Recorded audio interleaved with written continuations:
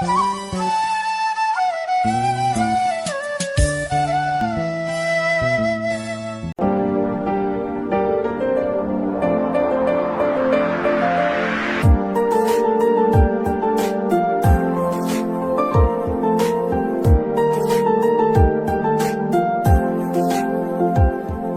Guys, welcome to Durga Vignesh vlogs. Hope எல்லோரும் நல்லா இருக்கீங்கன்னு நினைக்கிறேன்.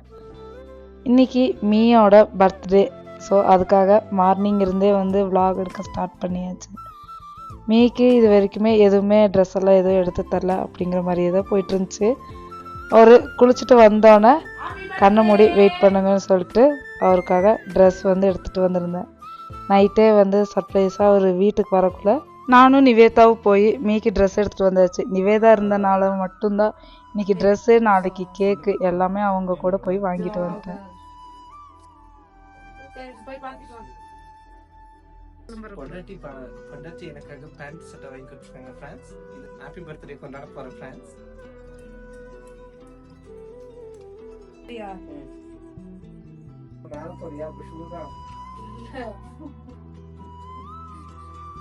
எல்லாத்தையும் கண்டுபிடிச்சிட்டு திரும்பலாம்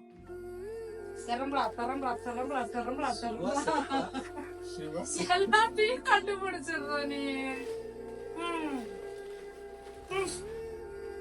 இந்த டைம் உனக்கு உன்னோட சைஸ் என்ன?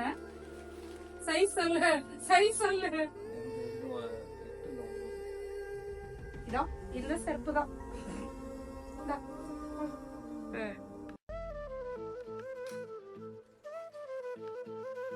ஆமாமே, இதுதான் பெஸ்ட். இதெல்லாம் பிஞ்சு போயிடுது. மீ புது ட்ரெஸ் எல்லாம் போட்டு ஒரே குஷி ஆயிட்டாரு. வீடியோவில் பார்க்கும்போது உங்களுக்கே தெரியும் அவர் எவ்வளோ ஹாப்பியாக இருக்கிறாரு அப்படின்னு. நான் லாஸ்ட் இயர் வந்து பர்த்டே செலிப்ரேஷன் எதுவுமே பண்ணல. அதனால் இந்த வருஷம் கொஞ்சம் கிராண்டாக பண்ணலாம் அப்படின்னு சொல்லிட்டு காலையிலேருந்தே மீக்கு பிடிச்ச மாதிரியே எல்லாமே வந்து ட்ரை பண்ணிட்டு இருந்தேன். எல்லா ட்ரெஸ்லாம் பண்ணிவிட்டு அப்புறமா கோவிலுக்கு கிளம்பியாச்சு. இன்றைக்கி கோவிலில் பூஜை இருந்துச்சு. ஸோ அதில் கலந்துக்கலான்னு சொல்லிட்டு நானும் மீயும் நேரமாகவே கிளம்பிட்டோம்.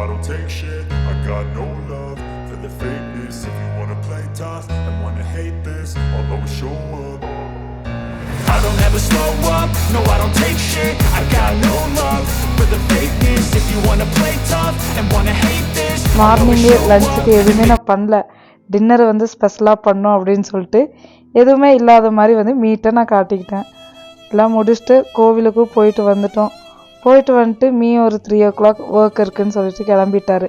அவர் வரக்குள்ளே எல்லாமே குக் பண்ணிடலாம் அப்படின்னு சொல்லிட்டு ஒரு வேலையை ஸ்டார்ட் பண்ணியாச்சு. என்ன ஒரு பேடு இதுன்னா, நான் வந்து சமைச்சது எதுவுமே வந்து வீடியோ என்னால் கவர் பண்ண முடியல. எனக்கு டைம் ரொம்ப கம்மியாக இருக்கிறனால வீடியோ எடுத்துகிட்டு இருந்தால் கொஞ்சம் லேட் ஆயிரும்னு சொல்லிட்டு நான் எதுவுமே கவர் பண்ணாமல் விட்டுட்டேன். ஃபஸ்ட்டு ஸ்வீட்லேருந்து ஸ்டார்ட் பண்ணலான்னு சொல்லி பாயசம் மிக்ஸ் வாங்கி வச்சுட்டேன். ஏன்னா தனித்தனியாக எல்லாமே பண்ணிகிட்டு இருந்தால் ரொம்ப லேட் ஆயிருன்னு சொல்லிட்டு பாயசம் மிக்ஸ்னால் ஒரு 10 நிமிஷத்தில் பாயசம் ரெடி ஆயிருன்னு சொல்லிட்டு இன்னொரு சைடில் வந்து சிக்கன் பண்ணலான்னு சொல்லிட்டு சிக்கன் வந்து ரெடி ஆகிட்டுருக்கு. அது கூடவே என் கூட என்னோடய க்ளோஸ் அக்காங்க 2 பேர், அவங்களும் ஆளுக்கு ஒரு வேலை வந்து எனக்கு ஹெல்ப் பண்ணுறேன்னு சொல்லி செய்ய ஆரம்பிச்சிட்டாங்க. ஒவ்வொருத்தர் காய் நறுக்கிறதுக்கு, ஒருத்தர் சமைக்கிறதுக்குங்கிற மாதிரி 3 பேர் சேர்ந்து ஒரு வழியாக ஒரு 7:30ங்கிறப்போ எல்லாமே கம்ப்ளீட் பண்ணிட்டோம். இன்னொரு விஷயம் என்னென்னா, இதெல்லாம் மீக்கு சர்ப்ரைஸ் தரணும்னு சொல்லி மார்னிங் இருந்து எல்லாம் பிளான் பண்ணிட்டு இருந்தா லாஸ்ட் மினிட்ல மீ வந்து கண்டுபிடிச்சிட்டாரு. அவர் வரும்போது எல்லாம் ரெடி பண்ணிடலான்னு நினச்சேன். ஆனால் பாதியில் ஆகிறதுக்கு முன்னாடியே வந்துட்டார். என்னென்ன ஸ்பெஷல் பண்ணியிருந்தேன் அப்படின்னா, ஒயிட் புலா, சிக்கன் கிரேவி, ஃபிஷ்ஷு, அதுக்கப்புறம் மீ வந்து சிக்கன் சாப்பிடாதனால அவருக்கு பன்னீர் பட்டர் மசாலா, நெய்பர்ஸு, எனக்கு எல்லாத்துக்குமே வந்து சிக்கன் வந்து பண்ணியாச்சு. எல்லோரும் வீட்டுக்கு வந்துட்டு அவ்வளோ ஒரு ஹாப்பினஸ் தான். அதுக்கப்புறம் கேக் வந்து வாங்கிட்டு வந்தாச்சு. இது வழக்கம் போல் நம்மளோட கேக் வேர்ல்ட்லேருந்து தான் வாங்கிட்டு வந்திருக்கு. அது ப்ரொமோஷன் எதுவுமே இல்லை. அங்கே வந்து கேக்கு ரொம்ப சூப்பராக இருக்கும். மீக்கு ரொம்பவே பிடிக்கும். அதனால கேக் வேர்ல்ட்ல இருந்து மீக்கு ப்ளூபெர்ரி கேக் வந்து வாங்கிட்டு வந்தாச்சு.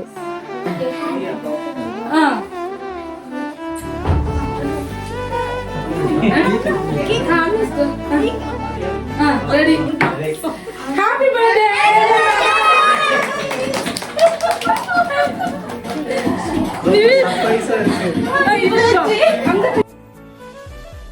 காலையிலேருந்து மீக்காக சர்ப்ரைஸ் பண்ணணும்னு சொல்லி ஒவ்வொன்றா ட்ரை பண்ணுறது. அவர் எப்படியோ ஸ்மெல் பண்ணிடுறாரு. லாஸ்ட் மினிட்லேயும் அப்படி தான் ஆச்சு. சரி நீ மனசு கஷ்டப்படக்கூடாது, நான் சர்ப்ரைஸ் ஆகிறேன்னு சொல்லிட்டு வெளியே போயிட்டார். நீ ஃபுல்லாக முடிச்சுட்டு என்னை கூப்பிடு அப்படின்னு சொல்லிட்டு அப்புறம் கேக்லாம் எடுத்து வச்சுட்டு உள்ளே வந்து சர்ப்ரைஸ் அப்படின்னு கற்றுனோன்னு மீயும் ஒரு மாதிரி எக்ஸைட் ஆகிற மாதிரி அவர் வந்து ரியாக்ஷன் பண்ணார். ஆனால் யூஸ்வலியே மீ வந்து எதை பார்த்துமே எக்ஸைட்மெண்ட் ஆகவே மாட்டார். ஒரு சின்ன ஸ்மைல் தருவார். அதுலேயே நம்ம வந்து புரிஞ்சுக்கணும். எப்போவுமே அவர் அப்படி தான். மீக்கு இந்த எக்ஸைட்மெண்ட் ஆகிறது, சர்ப்ரைஸ் பண்ணுறது அதெல்லாம் எதுவுமே வராது. சரி பரவாயில்ல, உனக்காக நான் வந்து சர்ப்ரைஸ் ஆகிற மாதிரி பண்ணுறேன்னு சொல்லி அவரும் பண்ணியிருந்தார். அப்படியே கேக் கட்டிங் வந்து ஸ்டார்ட் பண்ணியாச்சு. குட்டீஸோடு சேர்ந்து செம்ம ஹாப்பியாக வந்து மீ கேக் கட் பண்ணிட்டு அவ்வளோ ஒரு சந்தோஷம் மீக்குள்ள. ஏன்னா இந்த மாதிரி இது வரைக்கும் அவர் பண்ணினதே இல்லைன்னு நிறைய டைம் சொல்லியிருக்கிறாரு. இந்த டைம் அவருக்கு ஒரு நியூ பர்த்டேவாக வந்து இருக்கும். எப்போவுமே வருஷம் கேக் மீ கட் பண்ணுறோம் அப்படின்னா வீட்டில் இருக்க 3-4 பேர் வச்சு அவ்வளோதாங்கிற மாதிரி இருக்கும். ஆனால் இந்த டைமு அவருக்கு ஏதாவது ஒரு புது அனுபவம் கொடுக்கணுங்கிறதுக்காகவே நெய்பர்ஸ் எல்லாத்தையும் கூப்பிட்டு ஒரு ஜாலியான ஒரு கேக் கட்டிங்காக இருந்துச்சு. இதில் நான் ரொம்ப மிஸ் பண்ணது அம்மா, அப்பா, அண்ணா 3 பேர் வரவே இல்லை. காலையிலேருந்து ரொம்ப ட்ரை பண்ணேன்.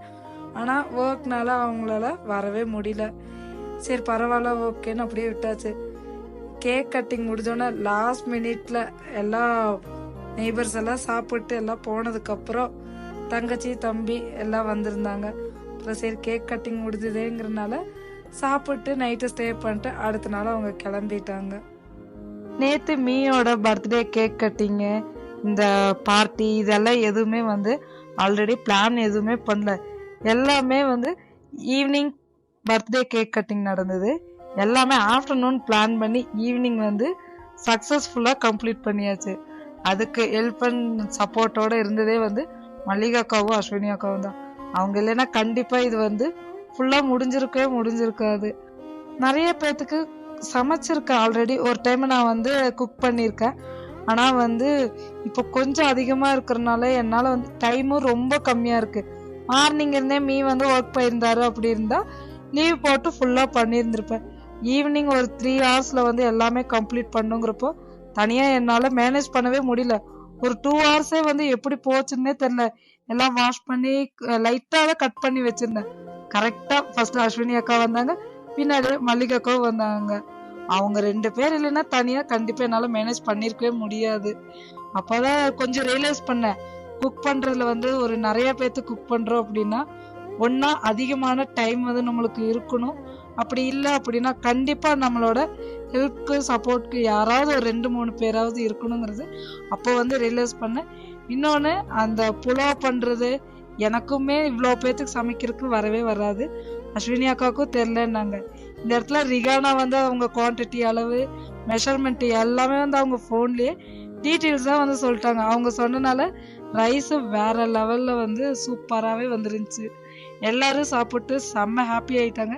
இதில் பர்த்டே பாய் தான், அவரு தான் கொஞ்சம் நல்லா எக்ஸைட்மெண்ட்டாக ஆகணும் அப்படிங்கிறனாலேயே நிறைய பிளான் போய் கரெக்டாக அவரும் லாஸ்ட் மினிட்ல வந்து அவ்வளோ ஹாப்பினஸ் ஆயிட்டாரு. இதுக்கடையில் சாரோ வந்து நான் உங்களுக்கு வந்து கிஃப்ட் வச்சிருக்கேன், கெஸ்ட் பண்ணுங்க, கிரீன் கலர்ல வச்சிருக்கேன் அப்படின்னு சொல்லி நிறைய டிப்ஸ் எல்லாம் கொடுத்துட்டு இருந்தாரு. லாஸ்ட்ல நான் கிஃப்ட் எடுத்துட்டு வரேன்னு சொல்லி போய் எடுத்துட்டு வந்திருந்தாரு. சாரோ வந்து கிரீன் கலர்ல இருக்கும் கெஸ் பண்ணுங்கன்னு ரொம்ப நேரமா வாக்குவாதம்.